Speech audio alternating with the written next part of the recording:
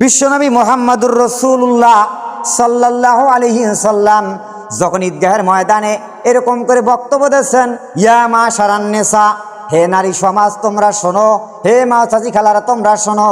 যখন আল্লাহ সুবহানাহু ওয়া তাআলা আমাকে জান্নাত এবং জাহান্নাম দিদার করাইছে, তখন আমি জাহান্নামের মধ্যে উকি মেরে দেখতে পেলাম তোমাদের মহিলাদের সংখ্যায় হলো বেশি। জাজলা নামক একজন মহিলা সাহাবী তিনি প্রশ্ন করলেন, ফাকুলনা ওয়াবে মাইয়া রাসূলুল্লাহি। তখন আল্লাহ রসুল জবাব দিলেন, আল্লাহ রসুল বলতেছেন, মহিলারা শোনো, কেন তোমরা জাহান্নামী বেশি বেশি? আল্লাহ রসুল বলছেন, ক্বালা তুকসিরুনা লানা ওয়া তাকফুরুনা আশীরা। তোমরা বেশি বেশি করে কথায় কথায় খোঁটা দাও এবং তোমরা স্বামীর অকৃতজ্ঞ প্রকাশ করো। ঈদুল আজহার নামাজ আদায় করলাম, বছর ঘুরে একটা ঈদ পাইলাম। তো প্রতি জুমাতে যে কীরকম মহিলা হন এটা তো আমি জানি না। তো যাক, ইনশাল্লাহ আমি আপনাদের সকলের কাছে আকুল আবেদন করব, আজকে যেমন ঈদুল আজহার নামাজ পড়ার জন্য আসছেন, তবে ঈদগাহের ময়দানে আসার জন্য আল্লাহ রসুল বাধ্যতামূলক করেছে মা চাচি খালাদের মহিলাদের। জুমার দিনে কেউ যদি আসতেছে আসবে, কেউ না আসলে নাই, আপত্তি নেই। তবে আসলে ভালো হবে ইনশাল্লাহ, ইম্পোর্টিং কিছু কথা শুনতে পাবেন।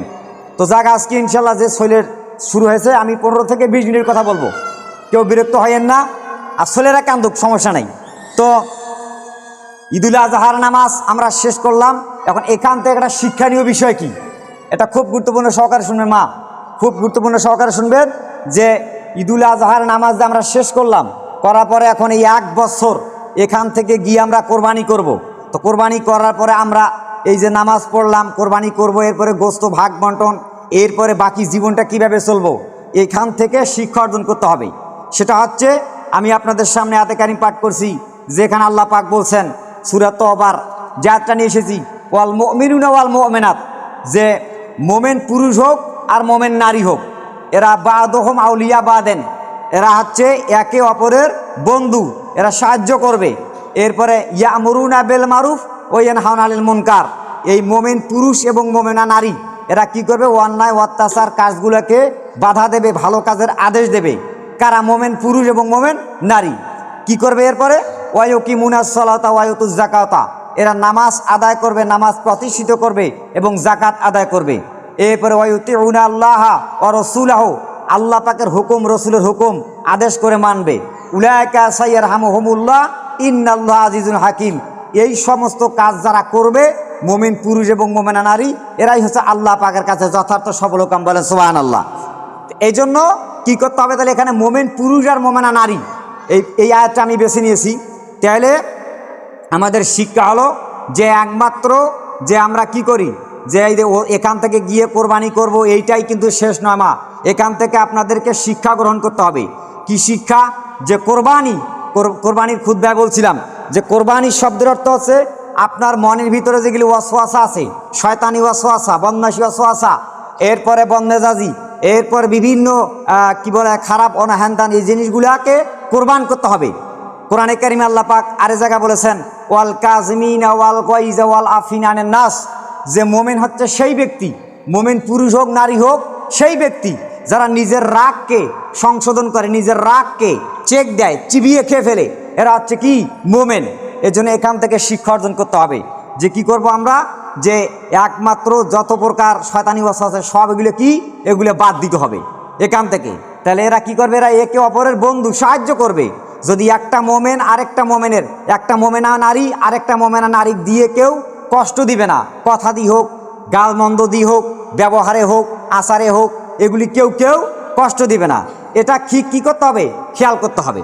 তা এইভাবে করে আল্লাহর রসুল ঈদুল ফিতর অথবা ঈদুল আজহা, ঈদুল ফিতর অথবা ঈদুল আজহার ময়দানে এরকম বক্তব্য দিয়েছিলেন, যে হাদিসটা আমি আপনাদের সামনে পাঠ করতেছি। আল্লাহ রসুল বলছেন, ইয়া মাশারান নিসা তাসাদ্দাকনা ফাইন্না উরিতুকুন্না আকসারা আহালেন নার। আল্লাহর নবী বিশ্বনবী মুহাম্মদুর রাসূলুল্লাহ সাল্লাল্লাহু আলাইহি সাল্লাম যখন ঈদগাহের ময়দানে এরকম করে বক্তব্য দিয়েছেন, ইয়া মাশারান নিসা, হে নারী সমাজ তোমরা শোনো, হে মা চাচি খালারা তোমরা শোনো। যখন আল্লাহ সুবহানাহু ওয়া তাআলা আমাকে জান্নাত এবং জাহান্নাম দিদার করাইছে, তখন আমি জাহান্নামের মধ্যে উকি মেরে দেখতে পেলাম তোমাদের মহিলাদের সংখ্যাই হলো বেশি, মহিলারা জাহান্নামের সংখ্যা আমি বেশি। এটা কে বলছে? আল্লাহ রসুল বলছেন। যখন এরকম করে আল্লাহ রসুল এরকম করে বলছেন, তখন জাজলা নামক একজন মহিলা সাহাবী তিনি প্রশ্ন করলেন, ফাকুলনা ওয়াবে মাইয়া রসুল আল্লাহি সাল্লাল্লাহু আলাইহি সাল্লাম, হে আল্লাহ রসুল, কেন আমাদের নারীদের মধ্যে জাহান্নাম বেশি হবে কেন? কারণ কি আমরা তো বেশি বেশি করে নামাজ আদায় করি, বেশি বেশি করে আমরা নফল সিয়াম পালন করি, নফল রোজা পালন করি, নফল ভালো ভালো কাজ করি, আমরা বেশি বেশি করে বাড়ির খেজমত করি, স্বামীর এইটা করি ওইটা করি, শরীরের থানথানানি প্যানপ্যানানি বন্ধ করি, এগুলো সহ্য করি, এরপরে স্বামীর মায়েরও খাই বেশি, কেন আমরা জাহান্নামে যাব? আল্লাহর নবী যখন জাজলা নামক মহিলা সাহাবীটা এরকম করে প্রশ্ন করলেন, তখন আল্লাহ রসুল জবাব দিলেন। আল্লাহ রসুল বলতেছেন, মহিলারা শোনো, কেন তোমরা জাহান্নামী বেশি বেশি? আল্লাহ রসুল বলছেন, ক্বালা তুকসিরুনা লানা ওয়া তাকফুরুনা আশিরা, তোমরা বেশি বেশি করে কথায় কথায় খোঁটা দাও এবং তোমরা স্বামীর অকৃতজ্ঞ প্রকাশ করো। এই জন্য এই দুইটি কারণে। তাহলে মাজাদি খালার এখান থেকে শিক্ষা নেন যে আল্লাহ রসুল বলছে কথায় কথা লানত, মানে করেন 5 বছর 7 বছর 10 বছর সংসার করলেন মা, করার পরে সংসারে খাইতে নিতে উঠতে বসতে একটু সরকর মরকর লাগতে পারে সাংসারিক ব্যাপারে, তাই বিধায় আপনি আপনার স্বামীকে মনেই করবেন না যে তোর তো নেই, এই বাড়িঘর ছাড়নু, ভাই ছাড়নু, বউ ছাড়নু, অমুক তমুক, এই ধরনের নিচে নিচে কথা বলা যাবে না মা, বুঝছেন? এগুলো থেকে আল্লাহ রসুল কী করছেন? সতর্ক করছেন। আর স্বামীর কৃতজ্ঞ কী করতে হবে? স্বামীর আদেশ, এই হুকুমে এই জিনিসগুলোকে মানতে হবে। এরপরে আল্লাহ রসুল বলছেন, যদি তোমরা এটা করো তাহলে কি করবা? এই অকৃতজ্ঞ প্রকাশ করতে পারবে না, স্বামীর আদেশ মানবে, কৃতজ্ঞ প্রকাশ করবে, আর তোমরা কি করবে? লানত, এই জিনিসটা করবে না। আর তাসাদ্দাক না, আর তোমরা কি করবে? বেশি বেশি করে দান সদগা এগুলি করবে, বলে সুবহানাল্লাহ। তাহলে এই দান সদগার আমলে কিন্তু যদিও তোমরা এলা বিগত দিনে 2 বছর 4 বছর 5 বছর যারা এরকম করে আসছে, স্বামীর সঙ্গে বা বাড়ির কোনো আচার আচরণে ব্যবহার করে আসছে, আপনারা দান সদগা করবেন, আল্লাহ রাসূলের হাদিস অনুযায়ী ইনশাআল্লাহ আপনাদের মাফ হয়ে যাবে, বলেন সুবহানাল্লাহ। এই জন্য যারা এখানে আসছেন ইনশাআল্লাহ 2, 4, 5, 10, 20 টাকা থেকে যা পারবেন ইনশাআল্লাহ, কোনো চাপ নাই, এরকম সবাই কৌটায় হোক বা চাদর নিয়ে হোক দিবেন, ঠিক আছে? তাহলে আল্লাহ রাসূলের হাদিস অনুযায়ী এখান থেকে শিক্ষা হলো মা যে কি করতে হবে, যে এমনিতে মহিলা মানুষ, আর মহিলাদের কাছেই কিন্তু শয়তান কি করে? সর্বপ্রথম মা হাওয়া আলাইহিস সালামকে কি করছেন? শয়তান ধোঁকা দিয়েছে। তাহলে এখান থেকে শিক্ষা অর্জন করতে হবে যে আমরা ঈদুল আজহার নামাজ পড়লাম, এখানে বক্তব্য শুনলাম, খুতবা শুনলাম, আল্লাহ রসুল কী বলছে ঈদগাহের ময়দানে এরকম দান সদগার ব্যাপারে আলোচনা করেছেন। মহিলাদের যদি শরীর খারাপ হয় মাসের শেষে, তবুও ঈদগাহের ময়দানে আসার জন্য কঠোর নির্দেশ দিয়েছেন। এরপরে বাচ্চা শিশু কান্দার জন্য নামাজকে সংক্ষিপ্ত করেছেন। এরপরে হযরত আলী রাদিয়াল্লাহু তাআলা আনহুম আর একজন চাদর নিয়ে যাচ্ছেন, আর মহিলারা এরকম করে কাপড়ের আড়াল থেকে, পর্দার আড়াল থেকে কেউ চুরি বা স্বর্ণ বা অলংকার, মুদ্রা, টাকা পয়সা নিক্ষেপ করেছিলেন। তো এরকম হাদিস অনুযায়ী আপনারা কি করবেন? এগুলো কাজ করতে হবে। কারা? মোমেন পুরুষ এবং মোমেনা নারী, এটা করতে হবে মা। তাহলে এখান থেকে শিক্ষা অর্জন করতে হবে। আর এটা যদি আমরা করি তাহলে ইনশাআল্লাহ আল্লাহর কাছে কি হবে? সফলতা অর্জন করব। আর এই কাজটা যে আপনারা করবেন, এটা খালি শুধু নিজে নিজে করলে হবে না মা, কারণ আপনি মোমেন, একজন মোমেনা নারী, আরেকটা মোমেনা নারী কি বোন, একজন মোমেন পুরুষ আরেকজন মোমেন পুরুষ ভাই ভাই। আল্লাহ রসুল বলছেন, আল মুসলিমু আখু মুসলিমেন, একজন মোমেন আরেকজন মোমেনের কি আয়না স্বরূপ, একজন মোমেন আরেকজন মোমেনের ভাই ভাই।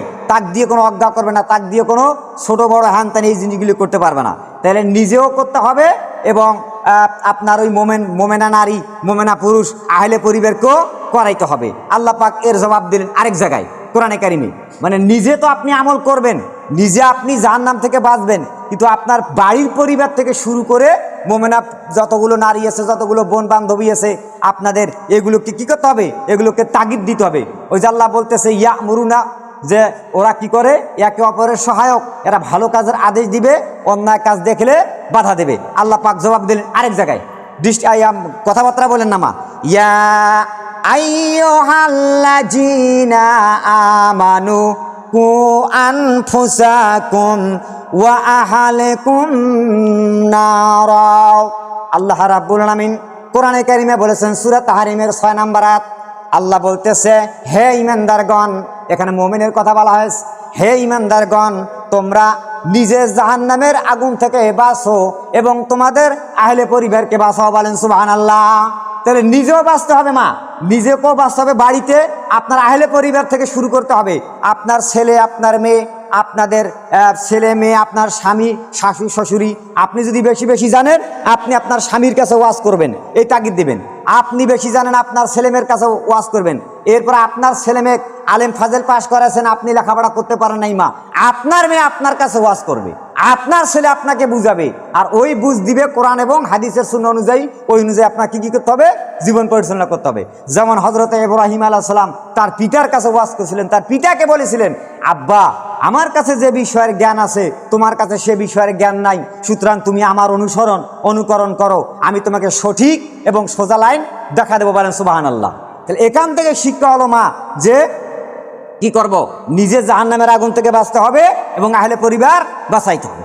আমার মা জাতি খালারা, যখন আল্লাহ রাব্বুল আলামিন এই আয়াতটা গুরুত্বপূর্ণ সহকারে শুনবেন, এই আয়াতটা যখন নাজিল হয়ে গেলেন সূরা তাহরিমের 6 নম্বর আয়াত, আল্লাহ সুবহানাহু ওয়া তাআলা কোরআনে কারিমটাকে দুই ভাগে ভাগ করেছেন।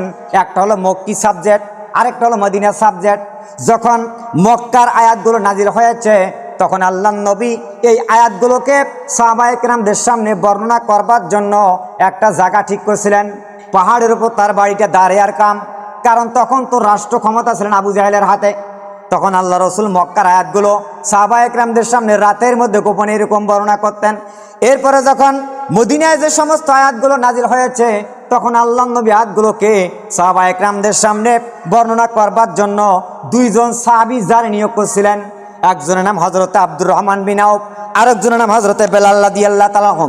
যখন এই সূরা তাহরিমের আয়াতটা নাজিল হয়ে গেলেন তখন আল্লাহর রসুল তখন আব্দুর রহমান বিন আউফকে বললেন, ও আব্দুর রহমান বিন আউফ, বেলাল তুমি এই পাহাড়ের মধ্যে যাও, তুমি এই পাহাড়ের মধ্যে যাও, যাওয়ার পরে আয়াত খান তোমরা অ্যালাউন্স দিয়ে দাও। এখন যেরকম আমরা মাইকে কথা বলি ঠিক তেমনি তখন এরকম মাইক ছিল না, মুখের কথা আল্লাহ পাক ওরকম করে প্রচার করে দিয়েছেন।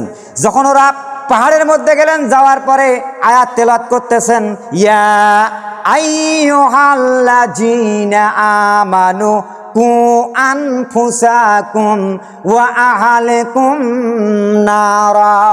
যখন আয়াতখান ওরা পাহাড়ের উপরে কম করে আলাম দিয়েছেন তখন পাহাড়ের নিচ দিয়ে রাস্তা ছিলেন, রাস্তা দিয়ে তখন হযরতে ওমরে ফারুক রাদিয়াল্লাহু তাআলা যাচ্ছেন একটা ঘোড়ার পিঠের উপর সওয়ার করে। যখন তিনি যাচ্ছেন, যাওয়ার সঙ্গে সঙ্গে আয়াত খান যখন হযরত ওমরের কানে পৌঁছে গেলেন তখন ঘোড়াটা ওই জায়গার মধ্যে ব্রেক দিলেন, থমকে দাঁড়ায় গেলেন। কারণ ওরা তো আরব দেশের মানুষ, রাষ্ট্রভাষা ওদের আরবি, ওরা সঙ্গে সঙ্গে ওর অর্থটা বুঝে ফেলছে। আল্লাহ এখানে নিজে জাহান্নাম থেকে বাঁচতে বলেছে, কিন্তু আহলে পরিবারকে হযরত ওমর চিন্তা করলেন যে আমি আহলে পরিবারকে কেমন করে জাহান্নাম থেকে বাঁচাবো। এটা তো অবশ্যই আমি যে জায়গায় বার হয়েছি ওই জায়গায় আমি না হয় পরে যাব, কিন্তু আগে আমাকে রসুলের কাছে গিয়ে জিনিসটা ক্লিয়ার নিতে হবে, ফয়সলা করতে হবে। এরপরে হযরত ওমর ওই জায়গা থেকে গো ব্যাক নবীজি সাল্লাল্লাহু আলাইহি সাল্লামের দরবারে গেলেন। নবীজির দরবারে গিয়া বলছেন, ইয়া রাসূলুল্লাহ, ইয়া হাবিবাল্লাহ, আয়াত শুনতে পাইলাম আল্লাহ সুবহানাহু ওয়া তাআলা বলেছে, হে ঈমানদারগণ, তোমরা নিজে জাহান্নামের আগুন থেকে বাঁচো এবং আহলে পরিবারকে বাঁচাও। এটা কতটুকুন সত্য? রসুল বলেন, ওমর রে, তুমি যেটা শুনেছ এটা তুমি ঠিকই শুনেছ, নিজেও বাঁচো আহলে পরিবারকে বাঁচাও। ওমর বলতেছে, ইয়া রাসূলুল্লাহ, ইয়া হাবিবাল্লাহ, নিজে জাহান্নামের আগুন থেকে আমি বাঁচবো এটা ঠিক আছে, কিন্তু আহলে পরিবারকে আমি কেমন করে বাঁচাবো, কিভাবে বাঁচাবো? আল্লাহ রসুল বলছেন, ওমর, যখন তুমি কোনো ভালো কাজ করবে, নামাজে যাবে, ফজরের নামাজের পর কোরআন তেলাওয়াত করবে, তখন তোমার আহলে পরিবারকেও অর্ডার দেবে। ফজরের পরে সৈলপলদেরকে, বাড়ি ছেলে মেয়েদেরকে কোরআন পড়া তাগিদ দেবে। আর যখন কোনো আহলে পরিবার অন্যায় অত্যাচার কাজ করতে দেখবে তখন তুমি বাধা দেবে। এই দুটি কাজ যদি তুমি করতে পারো তাহলে তোমার নিজেও জাহান্নামের আগুন থেকে বাঁচা হবে এবং আহলে পরিবারকেও বাঁচা হবে। বলেন সুবহানাল্লাহ। এই যে দেখছেন কি সুন্দর অ্যান্সার। তাহলে নিজেও বাঁচতে হবে, আহলে পরিবার কি বাঁচাইতে হবে, আর কি করতে হবে? দান সদ্গামা, যেটা বললাম আনছি আমি টাচ দিয়ে মারছো। তো এই জন্য এরকম কি করতে হবে? তাহলে এখান থেকে আমরা শিক্ষা করব। আর তাহলে দেখেন এখান থেকে একটা শিক্ষা আছে যে হযরত ওমরের মতো মানুষ, লক্ষ্য করেন না, আপনারা কান খাড়া করে শুনেন, হযরত ওমরের মতো মানুষ একটা জাদ্রেল সাহাবী, ইনি তো নবীজির পরের এক মনে করে সাহাবি। তা এরাই সামান্য জিনিস না বুঝির কারণে একটা জায়গায় যাচ্ছে, ওই জিনিসটা ক্লিয়ার না হওয়া পর্যন্ত আর ওই কাজে গেলে না। তাহলে এখান থেকে দলিল চলে আসছে, প্রমাণ আসছে ইসলামের ক্ষেত্রে মা চাচি খালারা, যখন আপনি ইসলামের ক্ষেত্রে কোনো শরিয়াত আইন মানবেন, তো যদি আপনি জানা না থাকে আপনাকে আলেম ওলামা বা জানেওয়ালা লোকদের কাছ থেকে কি জেনে নিতে হবে। আপনি যদি না জেনে মা আপনি মানেন, তো না জানলে আপনি কিভাবে মানবেন মা? এই জন্য আপনাকে আগে কি করতে হবে, আগে জানতে হবে। কোরআনে কারিমে আগে সর্বপ্রথম মানো এ কথা বলে নাই। কোরআনে বলা হয়েছে ইকরা বিসমি রাব্বিকাল্লাযী খলাক, যে পড়ো তোমার প্রভুর নামে। তার মানে আগত পড়ির কইছে মা, আগত পড়ির কইছে, জানির কইছে, বুঝির কইছে, তারপর আপনাকে ইসলাম মানতে কইছে। কারণ ইসলাম তো আপনার বাপেরও নয়, আপনার মায়েরও নয়। ইসলাম আমার বাপেরও নয়, আমার মায়েরও নয়। ইসলাম হচ্ছে আল্লাহ পাকের। এই জন্য ইসলাম আপনার আইডিয়া, আন্দাজ, ধুমকি, হামকি এইগুলো দিয়ে ইসলাম চলে না মা। ইসলাম চলবে ইসলামের গতিতে, দলিল দিয়ে। কি দিয়ে? কোরআনের দলিল দিয়ে। এই জন্য আপনার জানা থাকবে না, আপনি জেনে নেবেন। এ কথা আল্লাহ পাক বলছে, ফাসআলু আহলাল যিকরি ইন কুনতুম তা'লামুন। আল্লাহ পাক বলতেছে যে যদি তোমাদের কোনো বিষয়ের ক্ষেত্রে জানা না থাকে, তাহলে তোমরা জানেওয়ালা লোকদের কাছ থেকে কি জানেওয়ালা লোকদের কাছ থেকে জেনে নাও। তো দেখেন এখানে আল্লাহ পাক আলেমদের কথা বলে নাই যে তোমাদের জানা না থাকলে আলেমদের নিকট জেনে নাও। কেন বলে নাই মা? সাহাবায়ে কেরামদের কথা বলে নাই। কেন? নবীর পরে তো সাহাবায়ে কেরাম, সাহাবায়ে কেরামের পরে তাবে তাবিন, তাবে তাবিনের পরে আইম্মায়ে মুজতাহিদিন, আইম্মায়ে মুজতাহিদিনের পরে ইমামরা, ইমামের পরে হচ্ছে আল উলামাউ ওয়ারাসাতুল আম্বিয়া, আলেম আলামারা। তা একটার কথা আল্লাহ বলে নাই, এখানে বলেছে জানা না থাকলে জানেওয়ালা লোক। তার মানে কি জানেন ব্যাখ্যায়? তার মানে হচ্ছে মনে করেন যে ধান কাটা মেশিন বার হচ্ছে, ধান কাটা মেশিন দিয়ে ধান কাটতে কাটতে হঠাৎ একটা জায়গায় কোনো গিয়ার লোহা স্ক্রু পার্টস নষ্ট হয়ে গেল, খারাপ হয়ে গেল, হয় না? আপনার বাড়িতে মোটরসাইকেল আছে, খারাপ হয়ে গেল। আচ্ছা, ওই নষ্ট খারাপ মালের ওই পার্টস, ওইটা আলেম সমাধান দিতে পারবে? বলেন পারবে? পারবে না। ওইটা আলেম দিতে পারবে না, কারণ ওইটার সমাধান দিবে ওই নিয়ে যারা বিশেষজ্ঞ কাজ করেছে, স্টাডি করেছে, গবেষণা করেছে, ইঞ্জিনিয়ার, তারা ওইটার সমাধান দিবে। এই জন্য আল্লাহ বলতেছে যে যায় যে বিষয়ের আপনার জানা না থাকে, ওই বিষয়ের বিশেষজ্ঞ লোকের কাছে গিয়ে ওই বিষয়টা জানানো। বলেন সুবহানাল্লাহ। এটাই হচ্ছে আনসার। আপনার বাড়ির কারেন্ট আছে অথচ ফ্যান চলতেছে না, তো ওখানে আলেম গিয়ে দিবে? আন্দাজি আপনি দিবেন? শর্টখা মরিত্ব নে কেউ দিবেন? এই ওটা কোঠে কি হবে না হবে? তো এখন কি করে? কারেন্টের লোক ফোন দাও, এই যে ওইটার বিশেষজ্ঞ কে? কারেন্টের লোক। তো এই জন্য মা, যেখানে যে জানে ওই লোকটার কাছ থেকে আয়াত দিয়ে আল্লাহ এক কথা বুঝাইছে, ফাসআলু আহলাল যিকরি, বুঝাইছে যে যেখানে যে যারা জানে ওই জানা লোকদের কাছ থেকে জেনে নিতে হবে। আর এই যে গেল, এটা গেল। এরপরে আসেন, এরপরে এই যে মহিলারা বললাম যে মহিলা মানুষ দিয়ে আল্লাহ পাক সর্বপ্রথম যে পাঠাইছে, এই মহিলা মানুষের উপরে কিন্তু শয়তান সর্বপ্রথম কি করছে? ওয়াসওয়াসা করছে। তাহলে এখান থেকে একমাত্র যে ওই জায়গা বলছে আল্লাহ রাসূল যে তোমরা কি করো? তাসাদদাকনা ফাইন্না উরিতুকুন্না, তোমরা দান করো, বেশি বেশি ইয়া করো। তাহলে ওই জায়গার মধ্যে তাহলে এইরকম বলছে। আরেক হাদিসের মধ্যে আল্লাহ রাসূল বলছে যে মহিলাদের নিয়েই, এই মহিলারাই নিয়েই কিন্তু একমাত্র দুনিয়ার মধ্যে সর্বপ্রথম বেশি ফিতনা এই মহিলাদের নিয়ে একমাত্র কি সর্বপ্রথম ফিতনা এবং শয়তানি ওয়াসওয়াসা। আপনারা গুরুত্বপূর্ণ সহকারে শুনেন। আল্লাহ রাসূল আরেক হাদিসে বলছেন, আন আবি সাঈদ খুদরি রাদিয়াল্লাহু তাআলা আনহু ক্বালা রাসূলুল্লাহ সাল্লাল্লাহু আলাইহি সাল্লাম ক্বালা ইন্নাদ দুনিয়া হুলওয়াতুন হাদিরাতুন ওয়া ইন্নাল্লাহা মুস্তাখলিফুকুম ফিহা ফায়ানজুরু কাইফা তা'মালুন ফাত্তাকুদ দুনিয়া ওয়াত্তাকুন নিসা ফাইন্না আউওয়ালা ফিতনাতি বানি ইসরাঈলা কানাত ফিন নিসাই। আল্লাহর নবী বলেছেন যে আল্লাহ সুবহানাহু ওয়া তাআলা দুনিয়াটাকে মধু এবং মধুর মতন সবুজ সুন্দর আকর্ষণীয় করেছেন। ওয়া ইন্নাল্লাহা মুস্তাখলিফুকুম ফিহা ফায়ানজুরু কাইফা, এবং এই দুনিয়ার মধ্যে মানুষদেরকে ছেড়ে দিয়েছেন তোমরা কিভাবে চলাফেরা করো, আল্লাহ পাক এটা দেখবে। এরপর আল্লাহ রাসূল বলছেন, এরপরে দেখার পরে যদি তোমরা চলতে ফিরতে খাইতে নিতে সফলতা অর্জন করতে চাও, তাহলে তোমরা দুটি কাজ করো। কি কাজ? ফাত্তাকুদ দুনিয়া, তোমরা দুনিয়ার ফিতনা থেকে বাঁচো, ওয়াত্তাকুন নিসা, তোমরা মহিলার ফিতনা থেকে বাঁচো। যখন এরকম করে আল্লাহর নবী বলতেছেন দুনিয়ার ফিতনা থেকে বাঁচো, মহিলার ফিতনা থেকে বাঁচো, তখন সাহাবী জিজ্ঞাসা করলেন, ইয়া রাসূলুল্লাহি, কেন মহিলার ফিতনা? মহিলার ফিতনা আবার কি? তখন আল্লাহ রসুল জবাব দিলেন, ফাইন্না আউওয়ালা ফিতনাতি বানি ইসরাইলা কানাত ফিন নিসায়ে, কারণ এই পৃথিবীতে বনি ইসরায়েলদের মধ্যে সর্বপ্রথম মহিলারাই ফিতনার আবিষ্কার করেছে। এই জন্য এই দুনিয়ার ফিতনা থেকে বাঁচতে হবে মহিলার ফিতনা থেকে। আর মহিলার ফিতনা আছে কি, এই যে একটু আগে বললাম মা, যে আপনারা কি করবেন, আপনারা এই যে মোমেনা এক মোমেন আরেক মোমেনের বোন বান্ধবী, এক মোমেন পুরুষ আরেক মোমেনের ভাই, তো এই জিনিসগুলো করতে হবে। এই জিনিসগুলো আমরা যদি করি তাহলে ইনশাল্লাহ কি হবো, সফলতা অর্জন করব। এরপরে আল্লাহ রসুল আরেক হাদিসের মধ্যে বলেছেন, এখন আসেন ওই ফিতনা থেকে বাঁচার জন্য আল্লাহ রসুল আরেক হাদিসের মধ্যে বলছেন, যদি আপনারা 4টে কাজ করেন, এখন 4টে কাজ মা, এই 4টে কাজ আপনারা করলে আপনাদের এই সকল প্রকার জিনিসের সমস্যার সমাধান হয়ে যাবে। বলেন সুবহানাল্লাহ। কি 4টে কাজ? হযরত আবু হুরায়রা থেকে বর্ণনা করে, আপনারা শুনেন। আন আবি হুরায়রাতা রাদিয়াল্লাহু তাআলা আন্নাহু ক্বালা রাসূলুল্লাহি সাল্লাল্লাহু আলাইহি সাল্লাম ইজা সাল্লাতিল মারআতু খামসা, আল্লাহ রসুল বলছেন নারী সমাজ তোমরা 5 ওয়াক্ত নামাজ আদায় করবা, এটা 1 নাম্বার কাজ।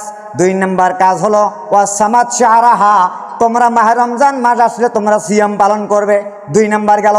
3 নাম্বার হলো ওয়াহাসানাত ফারজাহা, আর তোমরা নিজের জীবন যৌবনটাকে হেফাজত রাখবা, 3 নাম্বার গেল। 4 নাম্বার কাজ আল্লাহ রসুল বলছেন ওয়াতাআত জাওজাহা, আর তোমরা স্বামীর আনুগত্য, স্বামীর আদেশ হুকুম মানবে। বলেন সুবহানাল্লাহ। আল্লাহ নবী বলেছেন এই 4টে কাজ যদি তোমরা করতে পারো, কিলালাহা উদখিলিল জান্নাত মিন আইয়ু আবওয়াবুল জান্নাত, আল্লাহ রসুল বলছেন যদি এই 4টে কাজ মাসাজি খালারা কান খাড়া করে শুনেন, যদি করতে পারেন, আমার মুখের কথা নয়, আল্লাহ রসুল বলেছেন যদি 4টে কাজ করতে পারেন, আল্লাহ রসুল বলছেন কিলালাহা উদখিলিল জান্নাত, জান্নাতের যে দরজা আছে, বলা হবে জান্নাতের যে দরজা আছে ওই দরজা দিয়ে, যেই দরজা মন চায় সেই দরজা দিয়ে আবওয়াবুল জান্নাত, তোমরা ওই জান্নাতের মধ্যে তোমরা প্রবেশ করো। বলেন সুবহানাল্লাহ। দেখছেন, তাহলে কি করতে হবে? 4টে কাজ। কি কি 4টে কাজ আবার বলি। 1 নম্বরে হচ্ছে আপনাকে 5 ওয়াক্ত নামাজ আদায় করতে হবে। 2 নম্বরে মাহে রমজান মাস আসলে সিয়াম পালন করতে হবে। 3 নম্বরে নিজের জীবন যৌবনটাকে হেফাজত রাখতে হবে মা। 4 নম্বরে স্বামীর আনুগত্য করতে হবে। এটা যদি করতে পারি মেন আইয়ু আবওয়াবুল জান্নাত, তাহলে জান্নাতের কি করতে হবে? তো এই কাজগুলো আমরা কি করবো, এখান থেকে শিক্ষা নেবো মা। আমি আর অল্প, আপনারা বিরক্ত হচ্ছেন নাকি?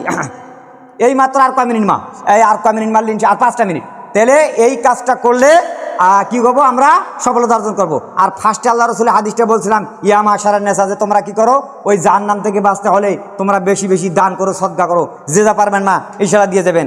আর এই যখন আপনি এই কাজটা করবেন, এটা হচ্ছে ইমানে কামেল, মানে যখন আপনার ইমান পরিপূর্ণ হয়ে যাবে, তখন আপনার এই অন্তরটা, আপনার বিবেকটা এমনিতেই বাধা দেবে। কারণ যখন একটা মানুষ পুরোপুরি আল্লাহর হুকুম আহকাম, রসুলের সুন্নতের তরিকা অনুযায়ী চলে, তখন এরা তখন ইমানের সাহায্যে, ইমানের শক্তিতে, বিপ্লবী শক্তিতে পরিণত হয়ে যায়। তা হযরত ওমরের মতো মানুষ, তিনি কি করলেন, তিনি রাসূল সাল্লাল্লাহু আলাইহি ওয়াসাল্লামের কল্লা কাটার জন্য আসছিলেন বেরিয়ে, শেষ পর্যন্ত এই কোরআনকে গ্রহণ করার জন্য, ইসলামকেও কবুল করার জন্য তিনি কি করলেন, তখন তিনি নিজের কল্লায় দিয়ে আসলেন। তার উপর ভিত্তি স্থাপন করে, তার আইডিয়া অনুসরণের উপর আল্লাহ পাক কোরআনের আয়াত নাযিল করেছে। বলেন সুবহানাল্লাহ। তো হযরত ওমর যখন ক্ষমতায়, তখন হযরত আলী রাদিয়াল্লাহু তাআলা আনহু একটা স্বপ্ন দেখছিলেন। নবীজি নাই, হযরত আবু বকর নাই, ওমর ক্ষমতা। ওই সময় আল্লাহ রসুল মারা গেছে। হযরত আলী রাদিয়াল্লাহু তাআলা আনহু একটা স্বপ্ন দেখলেন, মানে ইমানের বলে বলিয়েন হে, ইমানের শক্তিতে কি কি কি কাজ মানুষ করে, এই হাদিসটা বলে শেষ করে দেব। তো স্বপ্ন দেখলেন হযরত আলী রাদিয়াল্লাহু তাআলা আনহু, তিনি স্বপ্নে দেখলেন যে ফজরের নামাজ আল্লাহ রসুলের পিছনে পড়তেছে। হযরত আলী যখন নামাজ পড়া শেষ হয়ে গেলেন, মসজিদ থেকে বেরিয়ে যাচ্ছেন, দুয়ারে দেখতে পেলেন একটা মহিলা বুড়ি একটা খেজুরের পোটলা নিয়ে দাঁড়িয়ে আছে। তখন বলতেছেন আলী, তুমি আবার ভিতরে ঢুকো, আমার নতুন বাগানের খেজুর, এটা নবীজিকে দাও, নবীজি নিজে খাবে, সাহাবায়ে কেরামদের দেবে, আর দোয়া করবে আল্লাহ যেন আমার বরকত দেয়। তো হযরত আলী স্বপ্নের মাধ্যমে দিয়ে ঢুকলেন। ঢুকার পরে বলতেছে হুজুর, এই যে দেখেন খেজুর একটা নতুন বুড়ির হয়েছে, দিয়েছে, আপনি খান, সাহাবায়ে কেরামদের দেন, আর আপনি দোয়া করেন আল্লাহ যেন বরকত দেয়। তা আল্লাহ রসুল বলছেন আলী, তুমি মুখটা হা করো। মুখ হা করলেন, সর্বপ্রথম ওকে একটা দিলেন। যখনই একটা খেজুর দিলেন, দেওয়ার পরে কিছুক্ষণের মধ্যে তার ঘুম ভেঙে গেলেন, ফজর আজান। তো হযরত আলী কি স্বপ্ন, তা হযরত আলী বলতেছেন যে আমি স্বপ্নে দেওয়া আল্লাহ রসুল আমার খেজুর দিয়েছে, ঘুম ভেঙেছে, কিন্তু নবীজির হাতের দেওয়া খেজুরের স্বাদ তখন পর্যন্ত আমার মুখে ছিল, বলেন সুবহানাল্লাহ। এরপরও তড়িৎ গতিতে উজু করে মসজিদে গেলেন, যাইয়া দেখতেছে ইমামের জায়গা খেয়ে নবীজি নাই, হযরত ওমর। আবার একই নামাজ পড়লেন, ফরজ পড়লেন, নামাজ পড়ে বেরিয়ে যাচ্ছেন, দেখতেছে দুয়ারের সামনে একটা বুড়ি পোটলা নিয়ে দাঁড়িয়ে আছে। হযরত আলী চিন্তা করলেন, সর্বনাশ, আরে সংক্ষেপে বলতেছি মা, আরে স্বপ্নে যেটা দেখলাম এটা তো বাস্তব হুবহু মানে মিলে যাচ্ছে, কি ব্যাপার? এরপরে বুড়ি বলতেছে, আলী এই যে সেই খেজুরের পোটলাটা নাও আর মসজিদে ঢুকো, আমিরুল মুমিনিনকে দাও, উনি নিজে খাবে আর আমার নতুন বাগানের জন্য দোয়া করবে, আল্লাহ বরকত দেবে। হযরত আলী রাদিয়াল্লাহু মুচকি হেসে দিয়ে তিনি খেজুরের পোটলা ঘরে ঢুকলেন। ঢুকার পরে বলতেছেন, ভাই ওমর, এই যে এক বুড়ি নতুন খেজুরের বাগান, আপনি খান, সাহাবায়ে কেরামদের দেন। তখন হযরত ওমর একটা খেজুর হাত বার করে দিয়ে হযরত আলীকে দিলেন, দিয়ে বলতেছে, আলী খাইলেন, খাইতে খাইতে খাইতে খুব মজা লাগতেছে। তখন হযরত আলী বলতেছে, জিদনি তামরাতান ওখরা, যে ওমর, ভাই ওমর, আরে খেজুরটা তো ভালোই স্বাদ করতেছে, তা আর একটু দেন না, ব্যাগের মধ্যে থলের মধ্যে তো অনেকগুলো আছে। তখন হযরত ওমর জবাব দিয়েছিলেন, লাউ আন্না রাসূলুল্লাহ সাল্লাল্লাহু আলাইহি সাল্লাম জাদাত লা জিদনা। ওমর বলতেছে, আলী রে, যদি স্বপ্নের মাধ্যমে আল্লাহ রসুল তোমাকে একটা খেজুরের বেশি খেজুর দিতেন, আমি ওমরও তোমাকে বেশি খেজুর দিতাম, বলেন সুবহানাল্লাহ। দেখছেন, স্বপ্নের মাধ্যমে হযরত আলী বলতেছে, হযরত আলী রাদিয়াল্লাহু তাআলা বলতেছেন, আমিয়া রুহিয়া রোহাইতা রোআইতাহা আমিয়া গায়বুন আমিয়া তাআলা আতালাইয়া। হযরত আলী বলতেছেন, ভাই ওমর, স্বপ্ন দেখলাম আমি আর আপনি, কেমন করে বলতে পারেন? এটা কি আপনাকে আল্লাহ কি গায়েব থেকে জানাই দিয়েছে, না আপনি একই স্বপ্ন দেখতেন? হযরত ওমর বলতেছেন, ওয়াল্লাহি মা ইয়া ওয়ালা গায়ব, না আল্লাহ আমাকে গায়েব থেকে বলে নাই, আল্লাহ আমাকে স্বপ্নে বলে নাই। আসল কথা হলো, ওয়ালাকিন্নাল মুমিনিনা আখলাসাউ কালবুহুম ইজা ইহা রাব্বি মুরিল্লাহ। হযরত ওমর বলতেছে, আলী শোনো, যখন একটা মানুষ পা থেকে মাথা পর্যন্ত পুরোপুরি মানে শক্তি হয়ে যায়, ইমান পুরোপুরি হয়ে যায়, তখন ইমানের শক্তি বিপ্লবের শক্তিতে সব কিছু দেখতে পারে, বলেন সুবহানাল্লাহ। এই জন্য মাঝে খেলা শেষ, আধা ঘন্টা হয়ে গেল। এই জন্য আমি আপনার কাছে আকুল আবেদন করবো, যেটা পারবেন ইনশাআল্লাহ দেবেন। আর দ্বিতীয় কথা হলো, তাহলে এখান থেকে শিক্ষা হলো কি, যে আমরা বাড়ি যাবো, কোরবানি করব, আর অজ্ঞা করব না। যা যতটুকু যেরকম কোরবানি দিবেন ওরকম, যে আসবে চাইতে, যারা দেয়নি তাদেরকে দিবেন।